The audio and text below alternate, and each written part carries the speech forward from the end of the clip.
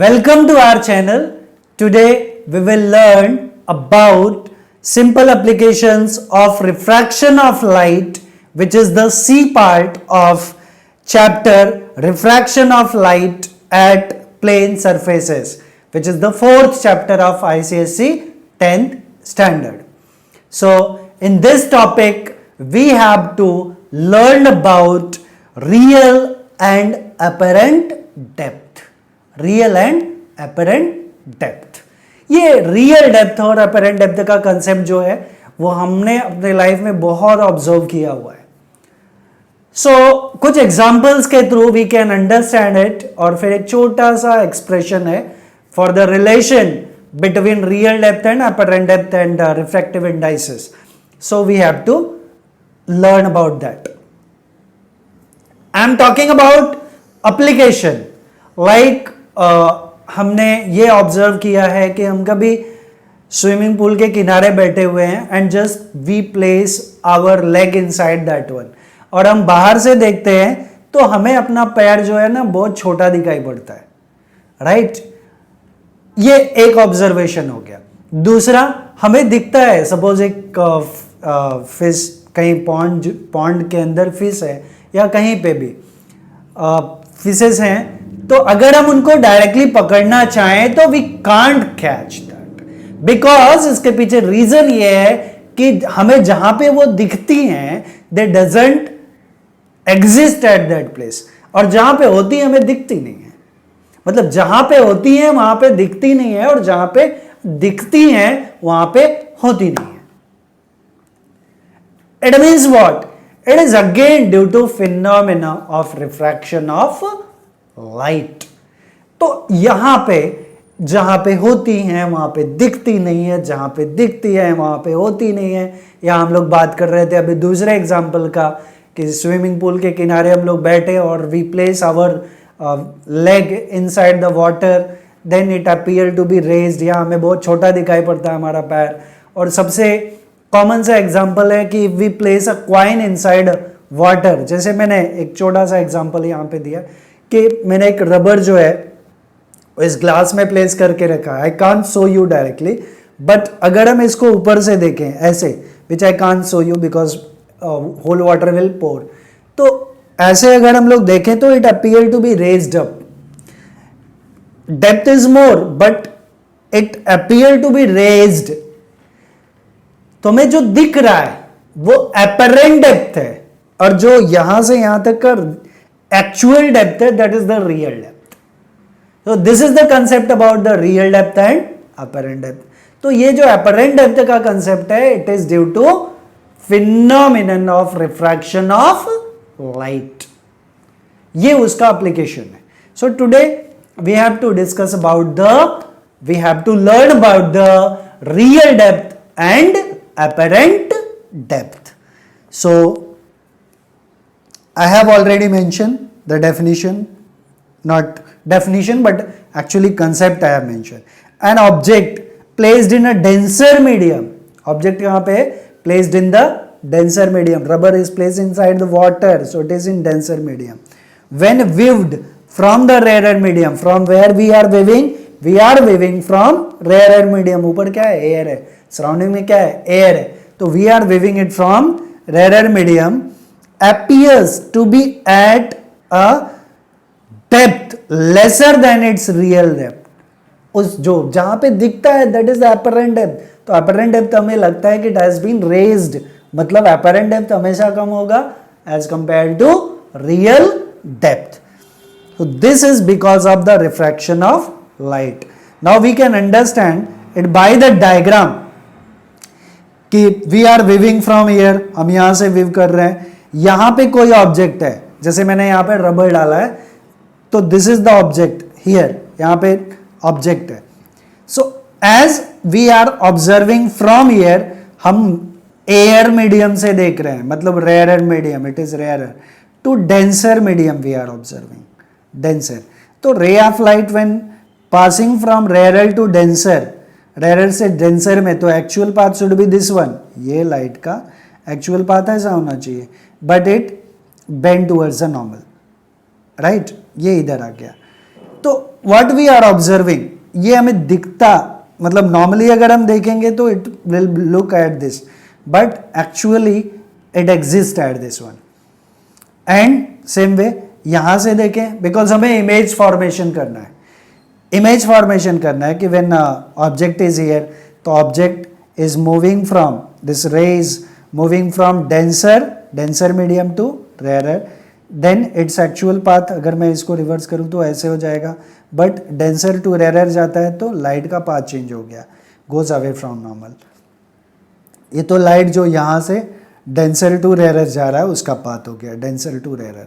अगर हम लोग नॉर्मली देखें यहाँ से, तो मैंने बताया था कि अगर विविंग एंगल हमारा जीरो होगा, एंगल ऑफ इंसिडेंस लाइट का जीरो होगा, तो angle of reflection also will be zero. So in that case light रे जो है वो सीधा लौट जाएगा. तो जहां पे ये अपीयर होता है, ये दोनों पॉइंट को हमने ज्वाइन किया, सो ये ऑब्जेक्ट है और यहाँ पे इमेज बन रहा है. सो इस सरफेस से जहाँ पे इमेज बन रहा है वो एपरेंट डेप्थ है, और जहाँ पे ऑब्जेक्ट है ये रियल डेप्थ है. So this is the basic concept about the real depth and apparent depth. Now we are going to take two triangles. हमें एक रिलेशन एस्टैब्लिश करना है real depth and apparent depth में. तो for establishing the relation between real depth and apparent depth हमें क्या चाहिए, हमें रियल डेप्थ मतलब, एपरेंट डेप्थ मतलब ये डिस्टेंस चाहिए, हमें चाहिए ए आई, एक calculation A I we require, A I चाहिए, और दूसरा क्या चाहिए, रियल डेप्थ मतलब ये चाहिए, मतलब हमें क्या चाहिए, ए ओ चाहिए.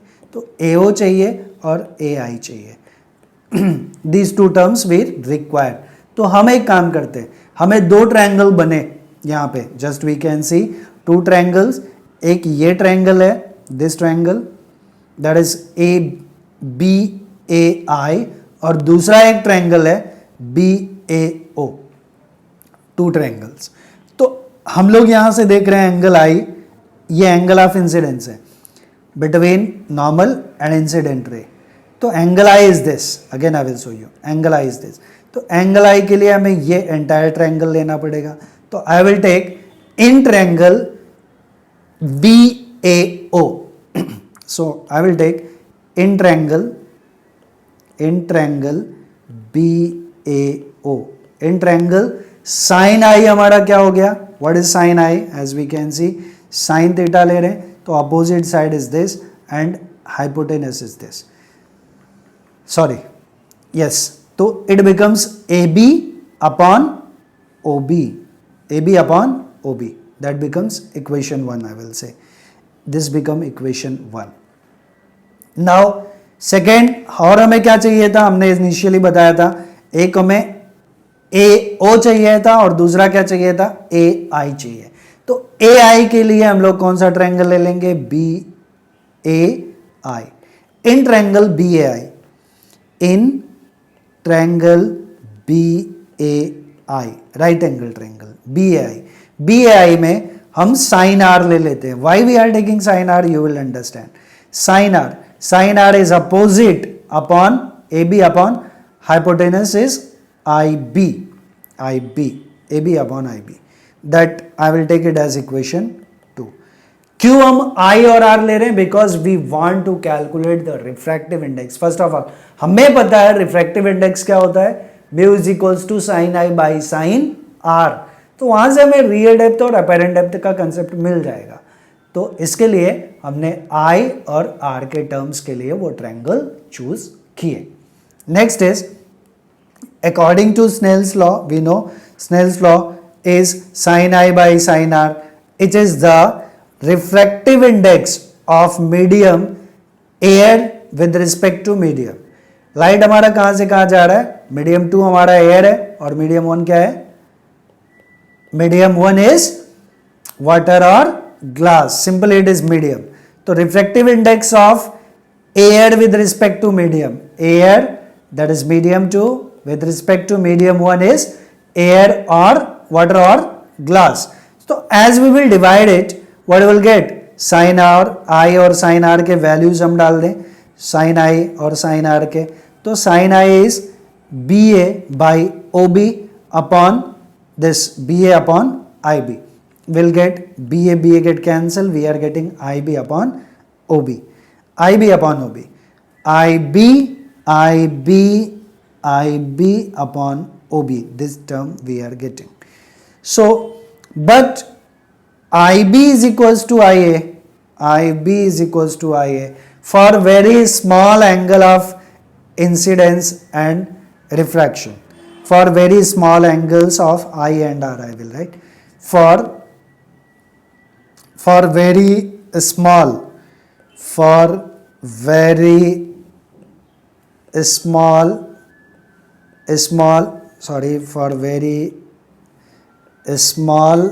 angle of I and R, right?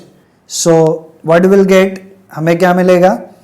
I can say अगर एंगल बहुत छोटा हुआ, this angle is I, it is very small, then I can say OB is equals to AO and this IB must be equals to AI. ये दोनों terms यहाँ पे.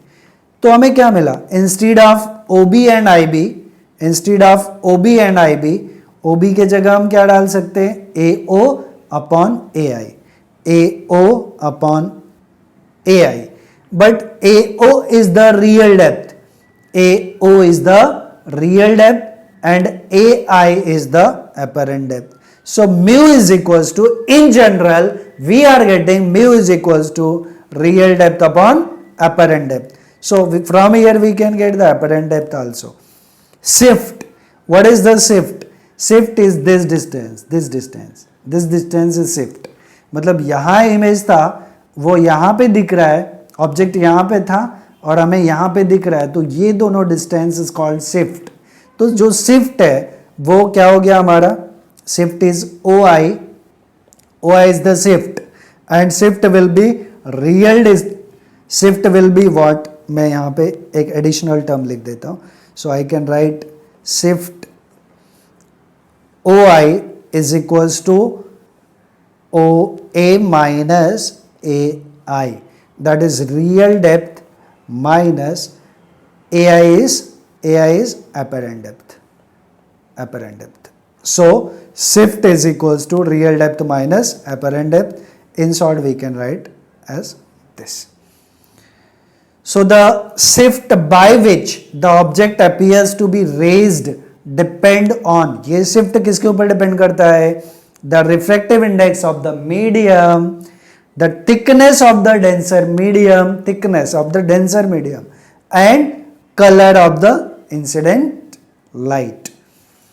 So I think so this derivation and this one is very clear to everyone. So simple way we can say mu is equals to refractive index, एक general term जो आपको बहुत simply याद रखना है, mu is equals to real depth upon apparent depth, real depth upon apparent depth.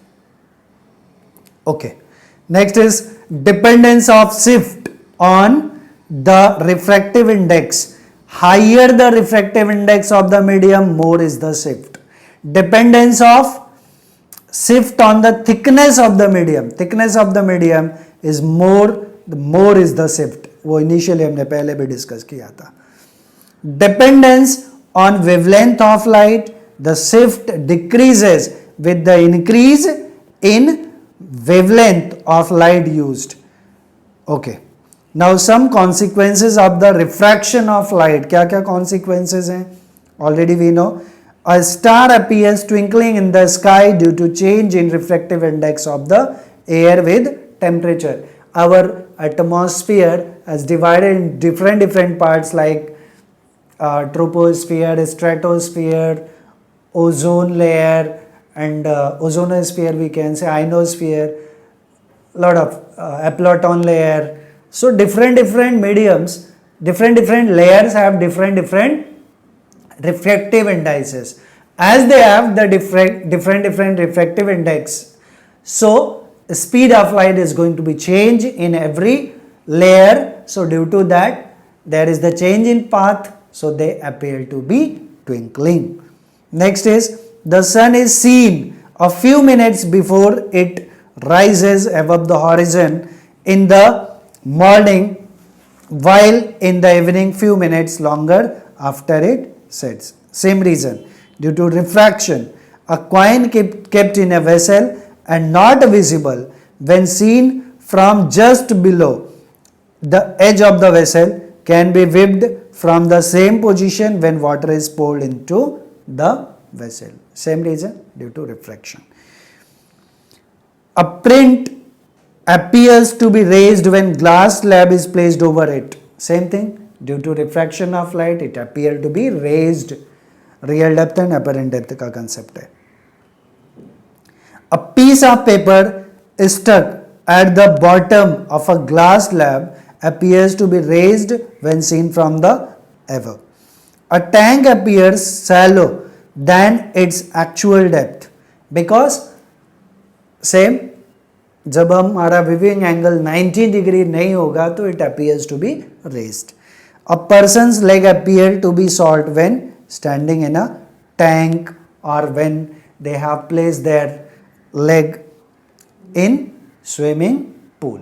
Okay, so we complete the theory part of C, that is the simple application of refraction of light of chapter refraction of light at plane surfaces. Okay, so that is the request to everyone. Please like, share and subscribe my channel. Thanks for watching this video.